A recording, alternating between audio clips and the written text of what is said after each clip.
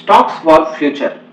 எதிர்காலத்துக்கு எந்தெந்த பங்குகள் எல்லாம் வந்துட்டு நல்லா இருக்கும், எந்தெந்த நிறுவனத்துடைய பங்குகள் எல்லாம் நம்மளுடைய எதிர்காலத்துக்காக தேர்ந்தெடுக்கலாம் அப்படின்னு சொல்லிட்டு இன்னைக்கு வீடியோல பார்க்கலாம். Hello everyone, welcome to Stephen's wallet. நான் உங்க ஸ்டீஃபன். இன்னைக்கு வீடியோல பாத்தீங்கன்னா எல்லாருக்குமே ஒரு கேள்வி இருக்கும், ஃபியூச்சர்ல எந்த ஸ்டாக்ஸ் எல்லாம் வந்துட்டு சூப்பரா பெர்ஃபார்ம் பண்ணும். நிறைய பேர் சொல்லுவாங்க இல்லையா, எங்க தாத்தா வந்துட்டு இந்த ஸ்டாக்ஸை வாங்கினாரு, இல்ல நான் சின்ன வயசுல இருந்தப்ப இந்த ஸ்டாக்ஸ்ல இன்வெஸ்ட் பண்ண ஒரு 10 வருஷத்துக்கு முன்னாடி 20 வருஷத்துக்கு முன்னாடி இந்த ஷேர்ஸ் எல்லாம் வந்துட்டு இந்த கம்பெனியோட ஷேர்ஸ் எல்லாம் நான் ரொம்ப கம்மி பிரைஸ்க்கு வாங்கினேன், இன்னைக்கு அது எனக்கு சூப்பர் ப்ராஃபிட் தந்து நான் கோடீஸ்வரன் ஆயிட்டேன் அப்படின்னு சொல்லிட்டு நிறைய பேர் வந்துட்டு சக்சஸ் ஸ்டோரிஸ் எல்லாம் வந்துட்டு சொல்லுவாங்க. இதை கேட்கறப்ப அந்த டைம்ல வந்துட்டு நம்மளுடைய பெத்தவங்களோ இல்ல நம்மளுடைய தாத்தாக்களோ வந்துட்டு அந்த அளவுக்கு அவேரா இல்லாம போயிட்டாங்களே, அவங்க இதே மாதிரி ஒரு 1000 ரூபாய்க்கோ 5000க்கோ 10,000க்கோ இந்த மாதிரி ஷேர்ஸ் எல்லாம் வாங்கி வச்சிருந்தாங்கன்னா இன்னைக்கு செம ரேட்டு போயிருக்குமே அப்படின்னு சொல்லிட்டு நம்ம ஃபீல் பண்ணுவோம். ஆனா நம்ம அந்த மாதிரியான விஷயத்த செய்யாம விட்டுருவோம். ஸோ அதை எப்படி நம்ம பிளான் பண்ணலாம், ஃபியூச்சர்ல இப்ப கம்மி பிரைஸ்ல இருக்கக்கூடிய ஷேர்ஸ் எல்லாம் வந்துட்டு பயங்கரமா விலை ஏறும் அப்படின்னு சொல்லிட்டு எந்தெந்த ஸ்டாக்ஸ் எல்லாம் வந்துட்டு ஃபியூச்சர்ல நல்ல பாசிபிலிட்டிஸ் இருக்கு அப்படின்றத நம்ம ஃபோக்கஸ் பண்ணி நம்ம இன்வெஸ்ட் பண்ணி வைப்போம். நமக்கே கூட ஒரு 10 வருஷம் 20 வருஷம் கழிச்சு நல்ல லாபத்தை தரலாம். அப்படி நமக்கு இல்லைனாலும் நமக்கு அடுத்து வரக்கூடிய நம்மளுடைய பசங்க, அவங்களுடைய பசங்க அப்படின்னு சொல்லிட்டு அவங்களுக்கு இது யூஸ்ஃபுல்லா இருக்கலாம். கண்டிப்பா ஒரு 10ல இருந்து 20 வருஷத்துக்கு அப்புறம் நல்ல ப்ராஃபிட் தரக்கூடிய நிறுவனத்தோட ஷேர்ஸ் என்னென்னவா இருக்கும், என்னென்ன துறைகள் வந்துட்டு நல்லா வந்துட்டு ப்ராஃபிட் தரும் அப்படின்றத வந்துட்டு இன்னைக்கு வீடியோல பார்க்கலாம். ஃபியூச்சர்ல நல்ல ப்ராஃபிட் தரக்கூடிய ஷேர்ஸை எப்படி செலக்ட் பண்றதுன்னு பாத்தீங்கன்னா, எந்தெந்த துறைகளுக்கெல்லாம் முதல்ல நல்ல ஃபியூச்சர் இருக்கு அப்படின்னு பாத்தீங்கன்னா, முதல்ல இடத்த நான் எதை சொல்லுவேன்னு பாத்தீங்கன்னா கன்சியூமர் ப்ராடக்ட்ஸ். எல்லா காலகட்டத்திலையும் மனுஷங்க இருக்கக்கூடிய எத்தனை காலத்துக்கு மனுஷங்க இருக்காங்களோ அது வரைக்கும் இவங்க என்ன பண்ணுவாங்கன்னா இந்த ப்ராடக்ட்ஸ் எல்லாமே நம்ம யூஸ் பண்ணாதான் போறோம். அதாவது வந்துட்டு சோப்பு, உணவுப் பொருட்கள், அதுக்கப்புறம் இந்த மாதிரி வேற என்னென்ன விஷயம் இருக்கோ இது எல்லாத்தையுமே நம்ம என்ன பண்ணுவோம்னா நம்ம எல்லாம் உயிரோட இருக்கிற வரைக்கும், இந்த மனித இனம் இருக்கிற வரைக்கும் நம்ம இதெல்லாம் பயன்படுத்திக்கிட்டே தான் இருப்போம். அப்படின்ற பட்சத்துல இந்த ப்ராடக்ட்ஸ் எல்லாம் தயாரிக்கக்கூடிய கம்பெனிஸ் வந்துட்டு எப்பவுமே லாஸ் ஆகாது. ஏன்னா அவங்க வந்து தயாரிச்சு மக்கள் சம்பாதிக்கிற பணத்தை எல்லாமே வந்துட்டு இந்த மாதிரியான விஷயத்துக்காக அரிசி, பருப்பு, எண்ணெய் இந்த மாதிரி எல்லாம் இருக்கு இல்லையா, இந்த மாதிரியான விஷயத்துக்கு நம்ம வந்துட்டு என்ன பண்ணுவோம்னா அதிகமா பணம் செலவழிச்சுட்டே இருப்போம். அந்த இடத்துல பெருசா கணக்கு பார்க்க மாட்டோம். அப்படின்ற பட்சத்துல அதை தயாரிக்கக்கூடிய கம்பெனிஸை வந்துட்டு நம்ம செலக்ட் பண்ணி இன்வெஸ்ட் பண்றோம் அப்படின்ற பட்சத்துல உண்மையிலேயே வந்து நல்ல ப்ராஃபிட் தரும். கண்டிப்பா என்னைக்குமே வந்துட்டு அந்த மாதிரியான நிறுவனங்கள் வந்துட்டு தோல்வி அடையாது, என்னைக்குமே லாஸ் ஆகாது. அடுத்தது பாத்தீங்கன்னா பியூட்டி ப்ராடக்ட்ஸ்.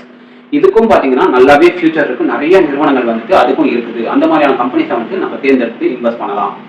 அடுத்ததா பாத்தீங்கன்னா ரினியூவபிள் எனர்ஜி. என்னங்க இது ரினியூவபிள் எனர்ஜி, புதுப்பிக்கத்தக்க ஆற்றல், இதுக்கு நல்ல ஃபியூச்சர் இருக்கா அப்படின்னு பாத்தீங்கன்னா, இப்ப நம்ம கிட்ட இருக்கக்கூடிய நார்மலான வளங்கள் இருக்கு இல்லையா, அதெல்லாம் எடுத்து நம்ம வந்துட்டு பயன்படுத்தி முடிஞ்சுக்கிட்டே இருக்கு. அதாவது நிலக்கரியை வச்சு கரண்ட் உற்பத்தி பண்றோம்.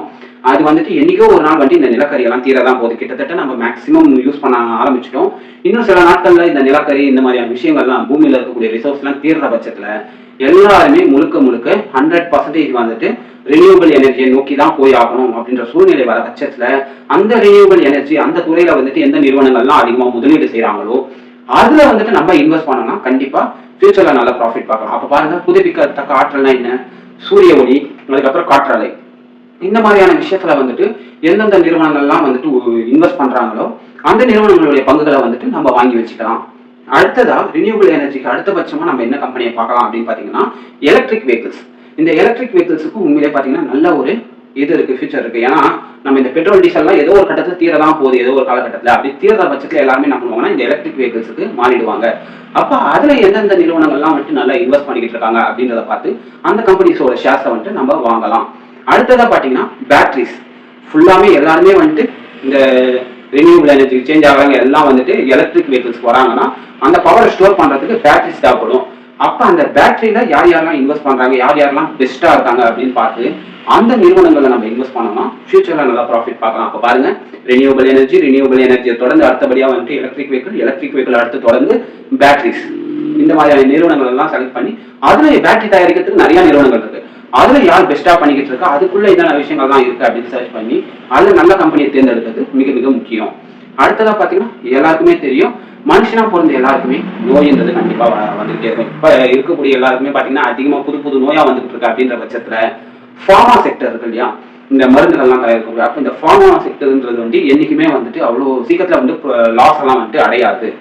அப்ப இந்த மாதிரியான நிறுவனங்களை தேர்ந்தெடுத்து அதோடைய பங்குகளை வந்துட்டு நம்ம முதலீடு செய்யலாம், தவறே கிடையாது. கண்டிப்பா இதுவும் வந்துட்டு லாங் டேர்ம்ல போக ஃபியூச்சர்ல புது நோய்கள் வரதான் போகுது, அதுக்கு மருந்துகள் தயாரிக்க தான் போறாங்க, அந்த நிறுவனங்கள் நல்ல ப்ராஃபிட் எடுக்க தான் போகுது. ஏன்னா முன்னாடியெல்லாம் சாப்பாட்டுக்கு நம்ம பெரிய அளவில் செலவு பண்ணுவோம், மருந்து மாத்திரைன்றது பெருசாக இருக்காது. அதுக்கப்புறம் கொஞ்சோண்டு பணத்தை மருந்து மாத்திரைக்காக செலவு பண்ணோம்.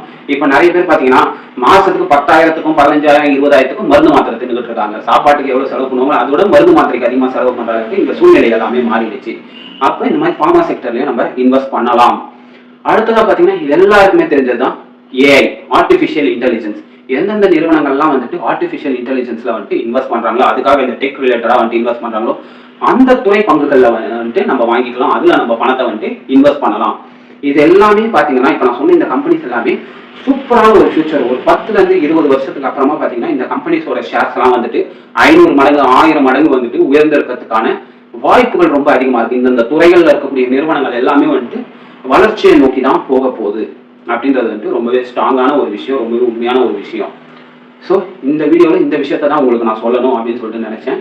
எந்தெந்த பங்குகளுக்கெல்லாம் வந்துட்டு நல்ல ஃபியூச்சர், எந்தெந்த துறைகளுக்கெல்லாம் நல்ல ஃபியூச்சர் இருக்குது அப்படின்றத இந்த வீடியோவில் நம்ம பார்த்துருக்கோம். ஸோ இந்த வீடியோ உங்களுக்கு பிடிச்சிருந்தா வீடியோக்கு லைக் போட்டு மறக்காம நம்ம சேனலை சப்ஸ்கிரைப் பண்ணிக்கோங்க. இதே போல வேற ஒரு சூப்பரான வீடியோவில் நான் உங்களை வந்து சந்திக்கிறேன். And tata bye bye, see you.